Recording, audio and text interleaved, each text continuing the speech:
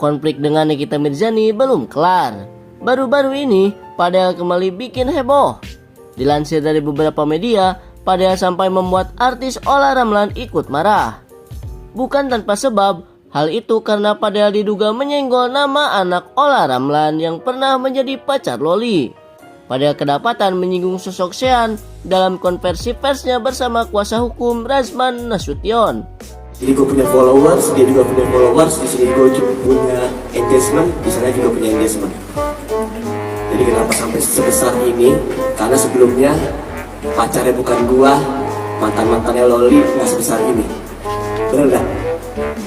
Mengetahui hal itu, Olla Ramlan pun marah tak karuan.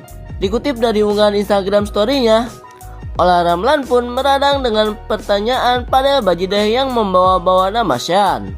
Sambil mengunggah ulang potongan video Fadel, Olla pun meluapkan amarahnya. Mantan istri Aufar Hutapea itu pun mengecam aksi Fadel Bajideh yang membawa-bawa nama putranya dalam kasus tersebut. "Lu jangan bawa-bawa anak gue deh," Fadel Bajideh kecam Olla Ramlan. Ibu Sean itu tak menyangka kasus melebar kemana-mana. Diketahui, Fadel sempat menyinggung sosok mantan Loli. Ia heran mengapa hubungannya dengan Loli begitu dipermasalahkan. Padahal menurutnya, Loli tak dipermasalahkan saat pacaran dengan anak Olla Ramlan. So, gimana menurut kalian? Komen. Gini ya, mohon maaf nih, waktu Nikita pada saat itu kan Loli pernah pacaran sama anak aku. Oh iya loh ya. Iya, dia pernah pacaran sama Sean. Sean begitu sopannya. Ini dalam episode #nyaris besanan. Jadi pada saat itu Nikita pun sangat menghargai Sean. Dan benar-benar kalau datang ke rumah Loli, ke rumah Nikita itu benar-benar dia samperin. Aku bilang Sean jangan lupa, itu tuh yang paling penting adalah bagaimana memperlakukan orang tuanya, pacarmu untuk jadi lebih baik gitu ya. Nah, saya lakukan itu semua dan so far aku dan Nikita nggak ada masalah, Loli pun nggak ada masalah gitu. Nah, dengan adanya kasus ini ya aku juga sebagai yang pernah kenal Loli, aku menyayangkan kenapa sih Loli jadi seperti ini, kenapa dia harus teriak-teriak gitu. Mari kita bahas fakta terbaru kasusnya Loli. Yang pertama, si Fadel ini ternyata mengganti kuasa hukum. Iya, jadi bukan dua orang yang nemenin dia. Klarifikasi, kemana mereka Fadel? Apa mereka itu kena mental karena dibully oleh netizen? Atau emang elunya aja yang nggak yakin kalau mereka bisa ngalahin Nikita Mirzani ya? Dan di dalam instastory-nya Fadel kemarin itu, dia menyatakan bahwa hari ini jam 3 dia sama kuasa hukumnya mau melakukan preskon. Kebanyakan preskon, kebanyakan klarifikasi. Mending lu nyari alibi biar nanti hukuman lu kagak 15 tahun, minimal 14,5 lah ya kan.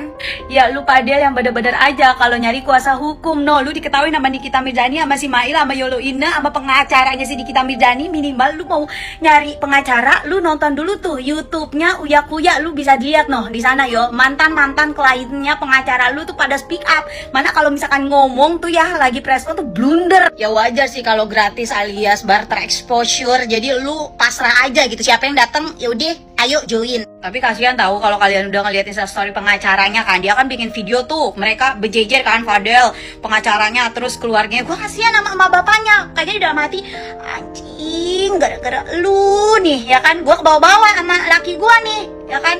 Enggak, tapi bohong, enggak, gue gak kasihan. Juga kayak tuh emaknya si Fadel, bapaknya gitu ya, peran sebagai orang tua tuh gimana gitu kan. Kayak lu tuh harusnya bilangin anak lu gak sih, lu kan sesama ibu gitu ya, sama kayak Nikmir gitu kan. Kayak lu tuh bilangin sama anak lu, udah deh kagak usah tuh si Loli lu dekep ya, lu kekep gitu kan, lu balikin, suruh tuh bocah balik ke emaknya daripada kita nanti dalam bahaya. Ini enggak, ibunya malah sibuk balesin head komen, pakai ngatain ani-ani anjing ke Yolo. Astaga. Fakta yang kedua adalah diduga si Fadel dan keluarganya ini membuat skenario. Kalau misalkan kalian inget tuh video tantrumnya Loli yang dia bilang kebenaran ada di tangan gua, kebenaran akan gua ungkap. Katanya dia bikin skenario bahwa maknya ini alias Nikmir mau lolai. Kagak usah lu ngurusin parentingnya si Nikita Mirzani ya kan, yang demen ngegebugin orang kan lu. Lu udah sampai katanya 2 kali lu dipanggil sama polisi karena ngegebugin orang, ya kan? Udah suka ngegebugin orang, terus juga suka ngancam-ngancam. Katanya si Cindy juga katanya mau dicegat, mau ngilangin bukti lu. Astaga. Nih saran gua ya Padel ya, lu percuma nggak akan bisa lu ngalahin si Nikmir ya, kagak akan bisa. Nih Iris, nggak, bukan kuping gue, kuping tetangga lu kalau misalkan lu menang ya kan, mendingan lu jujur ngomong apa adanya, biar apa? Biar hukuman lu nggak parah-parah banget ya kan. Nih nanti lu masuk penjara ya kan, lu ngedance ya kan, lu kan bilang mau jadi apa? Mau jadi dancer nomor 1. Nomor satunya nanti, nomor 1 di dunianya maksudnya, di Bui dulu. Sumpah ya gue masih sedih, gue masih kesel banget. Kemarin waktu My Life gue malah ketiduran. Anjing. Guys, udah lihat belum TikToknya Nikita Mirzani? Itu pembicaraan yang epic banget menurut aku, dan ini relate buat aku dan mungkin juga beberapa orang di luar sana. Terutama buat teman-teman atau ibu-ibu nih yang sekarang lagi berjuang untuk anaknya, sedang kerja jadi TKW atau di luar kota mungkin lagi merantau yang jarang banget ketemu sama anak. Pasti ada aja tetangga atau orang-orang sekitar tuh pasti tanya begini, kok nggak pulang-pulang? Udah bertahun-tahun kok nggak pulang-pulang? Jangan kejar dunia terus, kasihan tuh anaknya. Pernah nggak dengar kalimat itu? Menurut aku aneh banget dengan orang yang bertanya kayak gini. Kenapa aku bilang aneh? Karena dia tuh bertanya tanpa melihat posisi dan juga kondisinya.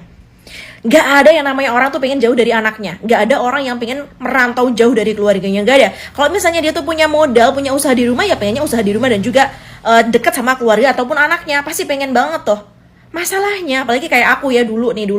Misalnya kayak aku nih contohnya dulu pas waktu aku masih jadi single parent gitu. Kebanyakan orang-orang kayak kita kalau sudah bercerai dari suaminya, itu kebanyakan ayahnya tuh nggak mau nafkain anaknya. Jadi masa depan anak itu kayak tergantung sama ibunya, termasuk apa yang aku alami juga sama kayak gitu. Justru karena aku sayang nih sama anak aku pengen mengusahakan yang terbaik. Aku mau punya anakku tuh punya pendidikan yang sebaik-baiknya pendidikan. Aku pengen anakku tuh lebih baik dari aku, lebih pintar dari aku, lebih dari segala-galanya. Makanya aku mengupayakan yang terbaik sampai aku tuh jarang pulang. Bahkan aku tidak pulang bertahun-tahun dari luar negeri. Karena anak itu nggak cukup didampingin aja. Mereka butuh banget nih kehidupan yang lebih layak dari kita. Kalau cuma makan sama garam mungkin aku bisa, tapi aku nggak mau anakku mau hidup cuma makan sama garam. Kalau makan sama sambal mungkin aku bisa, tapi aku nggak mau anakku cuma makan sama sambal dan juga garam.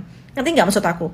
Jadi menurut aku aneh ya, kecuali nih kalau aku orangnya kecukupan, aku mungkin orang yang berkemampuan, terus aku nggak pernah nengokin anakku. Dengan pertanyaan itu mungkin oke-oke aja. Kenapa kamu nggak pernah nengokin anakmu? Itu mungkin ya oke, itu relate banget. Itu pertanyaannya masuk akal. Aku banyak duit, aku berkecukupan, terus aku nggak pernah nengokin anakku. Itu mungkin pertanyaan yang masuk akal. Masalahnya aku tuh nggak pernah ketemu sama anakku. Aku kerja bertahun-tahun karena aku tuh kerja mengusahakan yang terbaik buat anakku, lagi mengusahakan masa depan dia gitu. Dengan pertanyaan kamu nggak sayang anakmu, itu kan aneh menurut aku. Sekelas Nikita Mirzani aja nggak mau loh hidup pas-pasan. Aku nggak mau hidup pas-pasan, aku nggak mau aku hidup cuman biasa-biasa aja. Aku mau anaknya tuh sekolah di international school. Aku nggak mau anakku cuman hidup biasa-biasa aja. Apalagi kita gitu ya, apalagi kita nih orang yang biasa-biasa aja dan nggak punya modal. Apalagi udah jadi TKI di luar negeri, nggak ada namanya orang jadi TKI dilama-lamain di luar negeri, nggak ada yang kayak gitu, nggak ada. Terus ada yang tanya lagi, lo kan kamu udah punya rumah.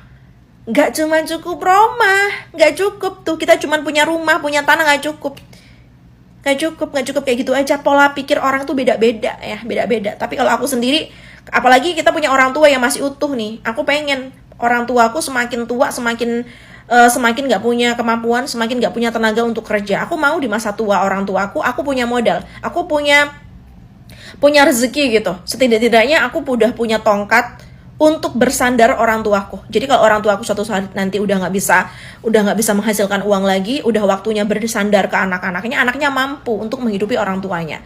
Dan aku pengen anak tuh jauh lebih bagus, lebih baik daripada aku. Aneh gak sih pertanyaan kapan pulang? Kan udah bertahun-tahun nggak kasihan anaknya, kayak nggak lihat gitu kondisinya tuh seperti apa. Dan mudah-mudahan ini bisa ditonton ya untuk orang-orang yang nggak merantau mungkin. Jangan bertanya seperti itu sama orang yang lagi merantau. Jangan, karena itu nggak masuk akal menurut aku. Mereka bekerja, kita bekerja merantau. Ini bukan mau minggat, bukan mau menghilang dari tanggung jawab. Justru kita merantau itu karena banyak tanggung jawab.